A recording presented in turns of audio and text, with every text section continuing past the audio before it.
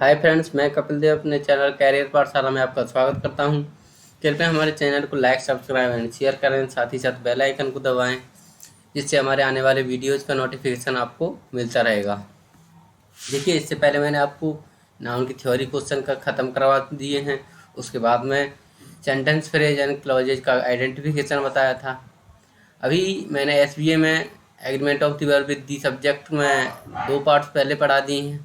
आज ये हमारा तीसरा पार्ट है। तो सबसे पहले जो पहले पढ़ा दिए हैं उन पार्ट्स को देखें, उसके बाद में इसको देखना स्टार्ट करें। आइए चलते हैं तो अपने नेक्स्ट रूल की ओर। देखिए, ये बहुत ही इम्पोर्टेंट रूल है, तो इसे आप याद रखिएगा हमेशा। If there are two finite verbs having the same subject, अगर देखिए किसी किन्हीं दो सब फाइनाइट वर्ब्स का एक ही सब्जेक्ट हो, तब हमको दो कंडीशंस होती हैं उसे सही करने के लिए। देखिए, change the first finite verb into the relative clause. या तो जो हमारी फर्स्ट फाइनाइट वर्ब होती है उसे रिलेटिव क्लॉज में चेंज करना पड़ता है, इसको हम बेटर मानते हैं। या फिर और सेकंड है हमारा use appropriate conjunction before the second finite verb. Not wrong, ये गलत नहीं है, ये भी सही है। देखिए, या तो आप पहली फाइनाइट वर्ब है उसको रिलेटिव क्लॉज में चेंज कर दीजिए, या फिर जो सेकंड फाइनाइट वर्ब है उसके साथ में जो कंजक्शन यूजफुल हो उसके साथ वो कंजक्शन का यूज कीजिए। एग्जाम्पल्स देखते हैं इसके। Sachin live in Mumbai, plays chess. देखिए, सचिन है, इसकी कोई भी फाइनाइट वर्ब, एक ये फाइनाइट वर्ब है और एक ये फाइनाइट वर्ब है। ये इसकी दो फाइनाइट वर्ब्स हैं, तो ये हमारा गलत होगा। तो सबसे पहले हमको सही करने के लिए या तो फर्स्ट जो फाइनाइट वर्ब है उसको रिलेटिव क्लॉज में चेंज करना पड़ेगा। देखिए, Sachin who lives in Mumbai plays cricket. देखिए, ये हमारा जो फर्स्ट फाइनाइट वर्ब है हमने इसको रिलेटिव क्लॉज में चेंज कर दिया। जैसे देखिए, सचिन जो मुंबई में रहता है और क्रिकेट खेलता है, तो ये हमारा जो यहाँ से रिलेटिव क्लॉज स्टार्ट हुआ यहाँ तक। फर्स्ट तरीका तो ये होता है इसको सही करने का, एंड सेकंड होता है Sachin lives in Mumbai and plays chess. Second जो सेकंड फाइनाइट वर्ब है इससे पहले एप्रोप्रिएट कंजक्शन है एंड का यूज करके हमको ये सेंटेंस सही करना पड़ता है। देखिए, Sachin lives in Mumbai and play cricket. Sachin Mumbai में रहता है और क्रिकेट खेलता है। ये दो तरीके थे इस सेंटेंस को सही करने के लिए। या तो हम पहले जो वर्ब फाइनाइट वर्ब है उससे पहले किसी भी रिलेटिव प्रोनाउन का यूज करके उसको रिलेटिव क्लॉज में चेंज कर दें, या फिर जो सेकंड हमारी फाइनाइट वर्ब है उसके साथ में जो भी कंजक्शन यूजफुल हो वो कंजक्शन यूज करके उसको सही करें। देखिए, सेंटेंस फ्रेगमेंट क्या होता है? ये sentence having subject but know having finite verb for the subject. देखिए, अगर किसी सेंटेंस के में सब्जेक्ट दिया गया है लेकिन उसके साथ में फाइनाइट वर्ब का यूज नहीं किया गया है, तो हमारा वो सेंटेंस फ्रेगमेंट कहलाता है। Sachin who lives in Mumbai with his wife and son. देखिए, सचिन है, इसके साथ में हमको कहीं भी फाइनाइट वर्ब का यूज नहीं किया गया है, तो ये हमारा सेंटेंस फ्रेगमेंट होगा पूरा। क्योंकि देखिए, ये जो है हमारा लिव्स है वो हमारा एंटीसीडेंट के लिए यूज होता है। सचिन का जो ऑब्जेक्ट होगा वही इसका सब्जेक्ट होगा, लेकिन ये हमारी सब्जेक्ट सचिन के लिए ये यूज नहीं हो सकती, तो इसके लिए हमारा कोई भी वर्ब का यूज नहीं किया गया है, तो ये हमारा सेंटेंस फ्रेगमेंट कहलाएगा। सेकंड है committee reviewing the deal comprising of leading businessman of the country. The committee जो है हमारा सब्जेक्ट है, इसके साथ किसी भी फाइनाइट वर्ब का यूज नहीं किया गया है, तो ये भी हमारा सेंटेंस फ्रेगमेंट कहलाएगा। नेक्स्ट चलते हैं।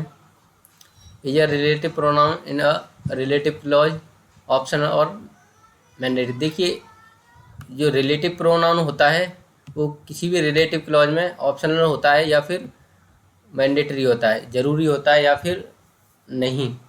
तो देखिए यहाँ पे हम नो का ऑप्शन नो लिखेंगे, क्योंकि किसी भी रिलेटिव क्लॉज में रिलेटिव प्रोनाउन का होना ज़रूरी नहीं होता है, लेकिन क्योंकि हो सकता है उसमें न लिखा हुआ हो, तो हमको उसका मीनिंग देखना है।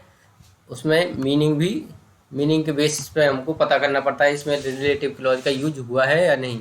हो सकता है रिलेटिव प्रोनाउन ना दिया गया हो किसी भी रिलेटिव क्लॉज में, लेकिन हमको एज अ मीन ये देखना पड़ता है कि उसमें रिलेटिव क्लॉज का रिलेटिव प्रोनाउन का यूज हुआ है या नहीं। देखिए एक सेंटेंस देखते हैं हम। The new facts he has discovered and the new argument she has advanced has have not change my opinion. देखिए ये जो है हमारा सब्जेक्ट है, उसके बाद में एक रिलेटिव क्लॉज का यूज किया गया है, लेकिन यहाँ पे हमारा कोई भी रिलेटिव प्रोनाउन नहीं है। उसके बाद में कंजक्शन है, ये हमारा सब्जेक्ट है, सेकंड सब्जेक्ट है। उसके बाद में ये फिर रिलेटिव क्लॉज स्टार्ट हो गया है। उसके बाद में देखिए ये हमारी वर्ब है। देखिए मैंने आपको बताया था जब भी दो सब्जेक्ट एंड से जुड़े हुए हों तो उनके साथ में हम प्लूरल वर्ब का यूज करते हैं। एक हमारा पहला सब्जेक्ट ये है और दूसरा सब्जेक्ट ये है, और ये दोनों हमारे रिलेटिव क्लॉज हैं। पहला ये रिलेटिव क्लॉज है और सेकंड वाला ये ब्लू वाला ये रिलेटिव क्लॉज है। तो दो सब्जेक्ट जब भी हमारे एंड से जुड़े हों तो उसके साथ में प्लूरल वर्ब का यूज किया जाता है। तो ये हमारा हैव जो है यहाँ पे सही है। सेंटेंस हो जाएगा हमारा the new facts has discovered and the new argument she has advance have not changed my opinion. देखिए रेड का मतलब है, ये जो रेड है उसका मतलब सब्जेक्ट है, एंड ब्लू है उसका मतलब है रिलेटिव क्लॉज। नेक्स्ट जो हमारा क्वेश्चन है, the most important quality of a chief executive candidate should have a Nobel character. देखिए ये हमारा इम्प्रूवमेंट वाला क्वेश्चन है। इसमें देखना है हमको कि कौन से किस ऑप्शन का यूज किया जाएगा, या फिर नो इम्प्रूवमेंट भी हो सकता है। आइए तो देखते हैं। देखिए सबसे पहले हमारे ये सेंटेंस किस में है, the most important quality of they should have a Nobel.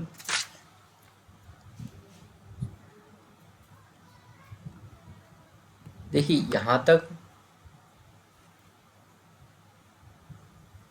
जो है शुड हैव अ नोबल। देखिए ये हमारा यहाँ से रिलेटिव क्लॉज स्टार्ट होता है, शुड से हैव तक। सब्जेक्ट है उसके साथ में फाइनल वर्ब है, ये हमारा रिलेटिव क्लॉज है। और देखिए ये हमारा सब्जेक्ट है दिस मोस्ट इम्पोर्टेंट क्वालिटी। तो देखिए यहाँ पे रिलेटिव क्लॉज का की यूज किया गया है। ये हमारा सब्जेक्ट है, सब्जेक्ट के साथ में सबसे पहले हमको एक वर्ब का यूज करना पड़ेगा। तो द मोस्ट इम्पोर्टेंट क्वालिटी जो है एक सिंगुलर सब्जेक्ट है, उसके हिसाब से हमको सिंगुलर वर्ब चाहिए होगी। और शुड हैव है, देखिए हमारा सेंटेंस जो है ये प्रेजेंट का है, तो उसके हिसाब से हमको पहले प्रेजेंट वाला सेंटेंस देखना है। देखिए ये भी प्रेजेंट में है, ये भी प्रेजेंट में है, लेकिन ये हमारा पैसिव फॉर्म में पहुंच जाएगा, लेकिन हमें पैसिव की ज़रूरत नहीं है यहाँ पे।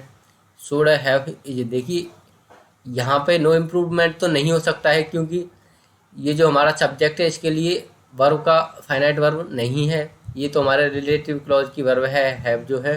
तो देखिए इसमें भी हमारी कोई वर्ब नहीं दी गई है हमारे सब्जेक्ट के लिए, इसमें भी नहीं दी गई है, वैसे भी ये पैसिव है।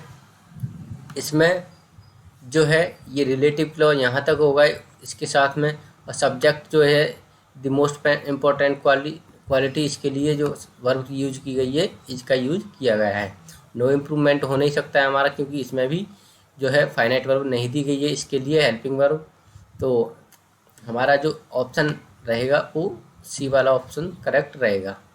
तो सेंटेंस होगा हमारा the most important quality a chief executive candidate should have is a Nobel character. ये जो हमारा सब्जेक्ट है इसके लिए इज का यूज किया जाएगा। नेक्स्ट पे चलते हैं।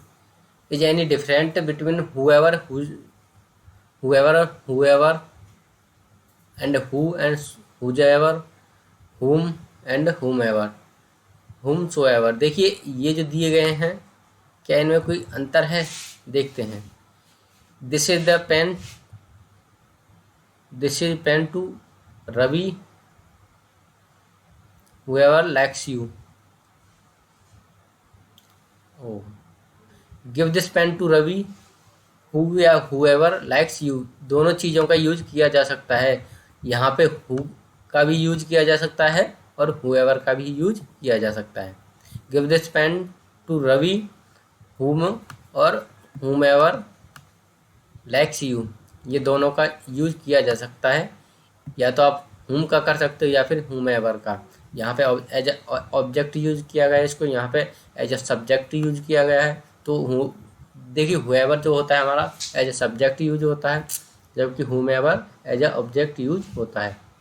नेक्स्ट है give this pen to who और हुएवर लाइक्स यू। यहाँ पे हु का भी यूज हो सकता है और हुएवर का भी यूज हो सकता है। नेक्स्ट है गिव दिस पेन टू हुमेवर और हुम लाइक्स यू। देखिए यहाँ पे भी इन दोनों का यूज किया जा सकता है। देखिए ये जो है हमारे ऑप्शनल है, या तो इसका यूज कर सकते हैं या फिर इसका यूज कर सकते हैं एज ए रिलेटिव प्रोनाउन। इन सभी का यूज किया जा सकता है इनकी जगह पे। देखिए नेक्स्ट रूल देखते हैं। Can a relative clause be replaced by a phrase. देखिए क्या किसी रिलेटिव क्लॉज को हम फ्रेज से चेंज कर सकते हैं? बिल्कुल कर सकते हैं, यस। लेकिन उसके लिए कुछ कंडीशन होती हैं। देखिए सेंटेंस देखते हैं example. The boy who are teasing the peon are naughty. देखिए ये जो है हमारा रिलेटिव क्लॉज है, यहाँ से यहाँ तक दी बॉय जो पियोन को परेशान कर रहे हैं, बहुत शरारती हैं, वो शरारती हैं। तो ये हमारा सब्जेक्ट हो गया। इसके लिए वर्ब जो है आर हो गई। ये हमारा रिलेटिव क्लॉज हो गया। देखिए रिलेटिव क्लॉज को हम फ्रेज से चेंज कर सकते हैं, लेकिन जो हमारी वर्ब है उसको हमें प्रेजेंट पार्टिसिपल में बदलना पड़ेगा। देखिए the boy teasing the peon. देखिए यहाँ पे पियोन का यूज होगा। ये थोड़ा प्रिंट में मिस्टेक हुआ है, मैं आपको सही करके दे दूंगा नोट्स में। तो the boy teasing the peon are naughty, ये जो रिलेटिव क्लॉज है हम इसको फ्रेज में चेंज कर सकते हैं। फ्रेज में चेंज कर सकते हैं, ये भी हमारा सही है। और इसको हम ज़्यादा बेटर मानते हैं, क्योंकि जो जितना हमारा सेंटेंस शॉर्ट होगा उतना ही अच्छा माना जाएगा। तो अगर हमारे दोनों सेंटेंस दिए गए हैं इम्प्रूवमेंट में, ये भी दिया गया है और ये भी दिया गया है, तो हमको इसका यूज करना पड़ेगा।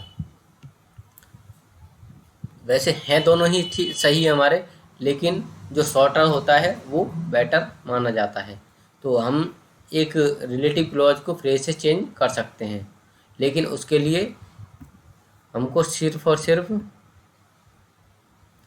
जो वर्ब है उसको हमको प्रेजेंट पार्टिसिपल में चेंज करना पड़ेगा। लेकिन इसका जो है मीन चेंज नहीं होता है। उसको अगर रिलेटिव क्लॉज की बजाय हम फ्रेज का यूज करते हैं तो उसका मीन चेंज नहीं होता है।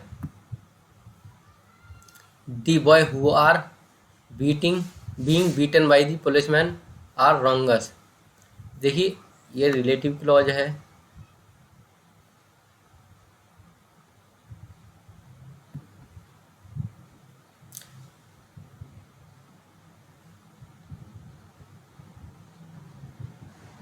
देखिए ये रिलेटिव क्लॉज है, इसको हमें प्रेजेंट पार्टिसिपल में चेंज करना पड़ा है पहले बी को। देखिए ये प्रेजेंट पार्टिसिपल हो गया और ये हमारा फ्रेज हो गया। इसमें ना तो कोई फाइनाइट वर्ब है ना ही इसका सब्जेक्ट पता चल रहा है, ना ही कोई मीन पता चल रहा है। ये हमारा फ्रेज है, इसको इससे चेंज किया जा सकता है। तो the boy being beaten by the policeman are wrongs, ये हमारा ये भी सही होगा। तो यहाँ पे हम रिलेटिव क्लॉज को फ्रेज से चेंज कर सकते हैं। नेक्स्ट सेंटेंस देखते हैं। The boy teach the peon are naughty. देखिए ये जो है हमारा इनकरेक्ट हो जाएगा, क्योंकि यहाँ पे टीच जो है इसको प्रेजेंट पार्टिसिपल में नहीं बदला गया है। तो यहाँ हमारा जो करेक्ट होगा सिर्फ और सिर्फ यही होगा, the boys who teach the peon are naughty. ये हमारा रिलेटिव क्लॉज है, ठीक है, और ये हमारा फ्रेज है। यहाँ पे जो फ्रेज है ये हमारा गलत है, क्योंकि ये प्रेजेंट पार्टिसिपल में नहीं है। देखिए वर्ब के साथ में आईएनजी फॉर्म लगा देते हैं तो वो हमारा प्रेजेंट पार्टिसिपल कहलाता है, वर्ब नहीं। देखिए नाउन के साथ में जब आईएनजी फॉर्म का यूज किया जाता है तब वो हमारा प्रेजेंट पार्टिसिपल कहलाता है। ये हम नॉन फाइनाइट में पढ़ेंगे। नेक्स्ट देखिए ये बहुत ही इम्पोर्टेंट है, तो इसको आप बहुत ध्यान से पढ़ें। चलते हैं अब। देखिए very very important, that is use as. देखिए दैट का 3 तरीके से यूज होता है, 3 जगह पे यूज होता है। नंबर 1 डेमोन्स्ट्रेटिव प्रोनाउन, वहाँ पे इसका जो मतलब होता है वह होता है। देखिए दूसरी चीज़ों को जब भी इंडिकेट किया जाता है तब दैट का यूज किया जाता है। Second as a relative pronoun use किया जाता है, इसमें इसका हिंदी अर्थ होता है जो, जिसका या फिर जिसको। अगर एज ए कंजक्शन यूज किया जाता है तो इसका अर्थ होता है कि। As a relative pronoun that does not. देखिए अगर रिलेटिव प्रोनाउन की तरह अगर दैट को यूज किया जाता है तब इसके पास ना तो कोई प्लूरल नंबर होता है एज अ डेमोन्स्ट्रेटिव प्रोनाउन। देखिए जो हमारा डेमोन्स्ट्रेटिव प्रोनाउन में इसका प्लूरल होता है, तो ऐसे हमारा रिलेटिव प्रोनाउन में इसका प्लूरल नहीं होता है। सेकंड है हमारा that does not have positive case unlike who और विच। देखिए दैट के पास में कोई पॉजिटिव केस नहीं होता है, जैसे कि हु और विच का होता है। देखिए नेक्स्ट थिंग है not take a preposition before itself. देखिए दैट जो है अपने से पहले कोई भी प्रीपोजिशन नहीं लेता है, वरना वो सेंटेंस गलत हो जाता है।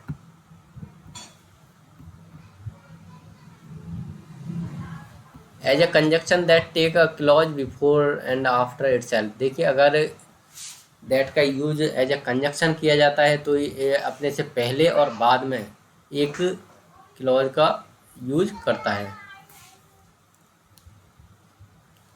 I know that you play chess, यहाँ पे एज ए कंजक्शन यूज किया गया है। देखिए आपको पता कैसे चलेगा इसको पढ़ने के बाद में देखना पड़ेगा कि इसका मीन क्या निकल रहा है।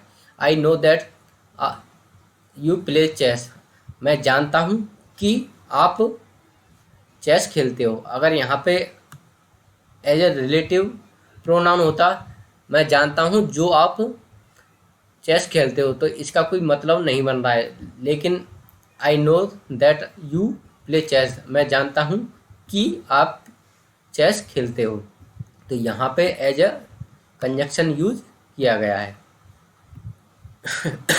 The big question is whether that is being use a relative pronoun और अ कंजक्शन। देखिए ये बहुत बड़ा क्वेश्चन है कि दैट को as a relative pronoun use किया गया है या फिर एज अ कंजक्शन यूज किया गया है। तो वो आपको उसका मीन देखना है, मीन क्या यहाँ पे एज अ कंजक्शन यूज किया गया है या फिर as a relative pronoun use किया गया है। देखते हैं कुछ questions. I know the boy that comes here every day, मैं उस लड़के को जानता हूँ जो यहाँ पे रोज आता है। देखिए यहाँ पे जो का अगर हम एज अ रिलेटिव प्रोनाउन करते हैं तो जो का अर्थ देता है जो, जिसका या जिसको। यहाँ पे मीन निकाल के देखते हैं। I know the boy that comes here every day. मैं उस लड़के को जानता हूँ जो यहाँ रोज आता है। अगर एज ए कंजक्शन यूज हुआ होता तो यहाँ पे की का अर्थ देता। मैं उस लड़के को जानता हूँ कि वहाँ यहाँ रोज आता है, तो यहाँ पे की का कोई अर्थ नहीं निकल रहा है, इसलिए हमारा यहाँ पे ये जो है as a relative pronoun use किया गया है। नेक्स्ट देखते हैं। I know the boy that you invite every day.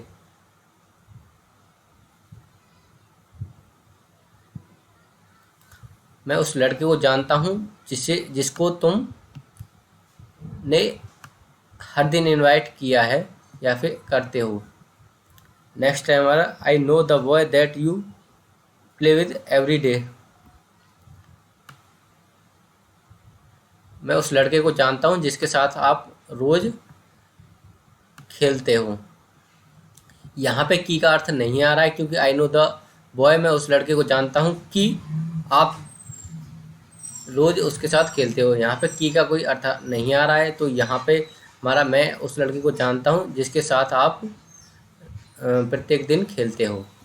Next देखते हैं। I know the boy with that you play every day. देखिए मैंने आपको दैट वाले केस में बताया था कि दैट के साथ में प्रीपोजिशन का यूज नहीं किया जाता है, इसके आगे कोई भी प्रीपोजिशन यूज नहीं किया जाता है। विद जो है हमारा प्रीपोजिशन है, तो ये हमारा इनकरेक्ट सेंटेंस हो जाएगा। नेक्स्ट देखते हैं। रवि इज द स्टूडेंट हुम नेहा लुक्स एट। देखिए ये हमारा सेंटेंस है। रवि एक विद्यार्थी है जिसको कि नेहा देखती है। But the same is not with that. देखिए यहाँ पे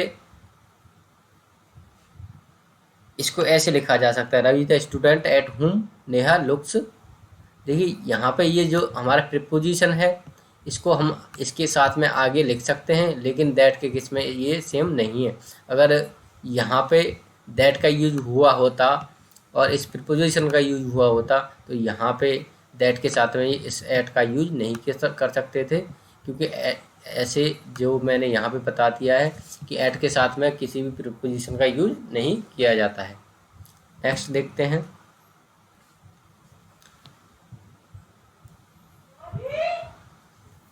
देखिए नेक्स्ट क्वेश्चन देखते हैं। Fear is one of those emotions which frequently root to inaction. देखिए हमको इसमें एरर ढूंढना है। एरर कहाँ पे है? तो fear is the one of the emotions. Fear जो है उन इमोशंस में से है। देखिए वन ऑफ फियर जो है हमारा as a emotions which frequently roots. देखिए ये जो हमारा रूट्स है, इससे एस को हटाना पड़ेगा, हमें सिर्फ और सिर्फ रूट का यूज करना पड़ेगा। तो फियर के साथ में हम सिर्फ रूट का यूज करते हैं। तो यहाँ पे हमारा जो एरर है इस ये रूट वाले जो पार्ट है उसमें बनेगा। नेक्स्ट देखते हैं 176। Earning lots of money is one of the desires which are never satisfied.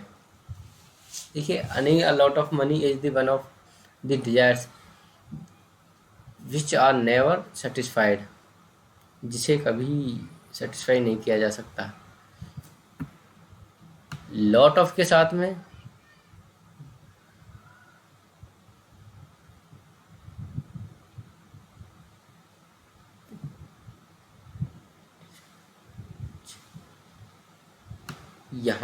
यहाँ तक हमारा ये पहला सेंटेंस हो गया। ये जो हमारा एंटीसीडेंट है और ये हमारा एज ए प्लूरल यूज है। डिजायर्स जो है इच्छाएं होती हैं, और इसके साथ में हमारा हम प्लूरल वर्ब का यूज करेंगे। और यहाँ पे जो हुआ था हमारा इमोशंस के साथ एज ए, ये इमोशन हमारा एंटीसीडेंट है, यहाँ पे प्लूरल है तो प्लूरल वर्ब का यूज किया गया है। देखिए हम जब भी रिलेटिव क्लॉज में जो वर्ब आई हुई होती है उसके साथ में जिस वर्ब का सब्जेक्ट जो होता है वो एंटीसेडेंट के हिसाब से यूज होता है। तो ये हमारा रूट जो है इमोशंस के हिसाब से यूज होगा। इसका मतलब है ये प्लूरल है तो हमारी वर्ब भी प्लूरल यूज होगी। ऐसे ही ये जो हमारा एंटीसेडेंट है डिजायर्स, ये प्लूरल है, इसके साथ हमारी जो वर्ब यूज होगी प्लूरल यूज होगी। नेक्स्ट रूल देखते हैं, the rich, the poor, the disable, the young, the old, the English, the French etcetera indicate the whole class and so plural verb use. देखिए ये जब भी the rich, the poor, disable etcetera ये use होते हैं तो ये एक कम्युनिटी को या फिर समुदाय को दिखाते हैं, या फिर होल क्लास को, पूरी क्लास को, समुदाय को दिखाते हैं। तो इनके साथ में जो वर्ब यूज होती है वो प्लूरल यूज होती है। देखिए द के साथ में एडजेक्टिव का यूज किया गया हो और उसके साथ में सिंगुलर नाउन का यूज किया गया हो तो उसके साथ में हम सिंगुलर वर्ब का यूज करते हैं। दी ये हमारा एडजेक्टिव है, रिच उसके साथ में सब्जेक्ट सिंगुलर है, सिंगुलर सब्जेक्ट है, प्लेज चेस। ये जो हमारी वर्ब यूज होगी वो सिंगुलर यूज होगी। ये जो हमारी वर्ब है वो सिंगुलर है तो हमारा सेंटेंस हो जाएगा दी बॉयज, दी रिच बॉय प्लेज चेस। ये हमारा सबसे पहले द आया है। देखिए रूल है ये है, इसका एग्जांपल ये है, दी सबसे पहले द, फिर एडजेक्टिव, फिर सिंगुलर सब्जेक्ट, उसके साथ में सिंगुलर वर्ब का यूज होगा। नेक्स्ट है हमारा दी, सबसे पहले द आएगा, उसके बाद में एडजेक्टिव आता है, फिर प्लूरल नाउन आता है तो उसके साथ में हमको प्लूरल वर्ब का यूज करना है। जैसे सबसे पहले एग्जांपल है द, उसके बाद में रिच आया है, सब्जेक्ट प्लूरल है तो वर्ब का भी हमको प्लूरल का यूज करना पड़ेगा। The rich boy are playing chess.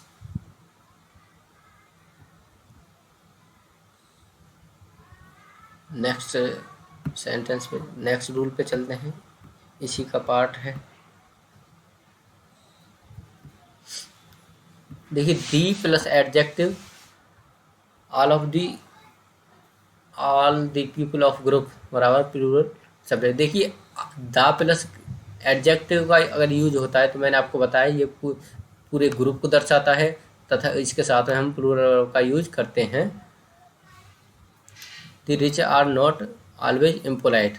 The rich, देखिए ये एग्जाम्पल है इसका, दी रिच, इसके साथ में ये हमारे देखिए सबसे पहले द आर्टिकल आया है, फिर एडजेक्टिव आया है रिच, उसके बाद में हमें जो वर्ब का यूज करना है प्लूरल का यूज करना है। ऐसे ही देखते हैं और कुछ और है एग्जाम्पल्स। दी रिच बॉय, देखिए ये हमारा पहले रूल के हिसाब से है तो हमारा जो वर्ब यूज होगी इसके साथ में सिंगुलर यूज होगी। यहाँ पे सेंटेंस बनेगा हमारा the rich boy comes here every day. सबसे पहले आर्टिकल द, फिर एडजेक्टिव, फिर प्लूरल सब्जेक्ट, उसके साथ में हमको प्लूरल वर्ब का यूज करना पड़ेगा। तो सेंटेंस हो जाएगा हमारा the rich boy come here every day. The rich सबसे पहले आर्टिकल, फिर एडजेक्टिव, तो फिर हमारा ये अगर द के साथ में किसी एडजेक्टिव का यूज किया जाता है तो वो पूरे समुदाय को दिखाता है तो उसके साथ हम प्लूरल वर्ब का यूज करते हैं। The rich are always after the money, the poors are never reliable.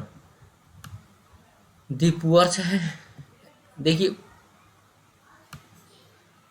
Poors को एस को हटाना पड़ेगा हमको, द उसके साथ में पुअर, फिर ये जो हमारा पूरी कम्युनिटी को दर्शाएगा उसके साथ में हम प्लूरल वर्ब का यूज करेंगे। The poor are never reliable. Next हमारा the rich hate the peoples. देखिए दी रिच सबसे पहले आर्टिकल, फिर उसके साथ में एडजेक्टिव, तो उसके साथ में हमको प्लूरल वर्ब का यूज करना है, hate the people, the rich people hate the people. The young, देखिए सबसे पहले आर्टिकल, फिर यंग जो है हमारा एडजेक्टिव है, उसके साथ में हमको प्लूरल वर्ब का यूज करना पड़ेगा तो ये हमारा डू नॉट का यूज होगा। The young do not show respect to the old. देखिए आज के लिए इतना ही काफ़ी है, जल्दी ही नेक्स्ट पार्ट आने वाला है हमारा, तो हमारे साथ बने रहने के लिए धन्यवाद। Thank you very much.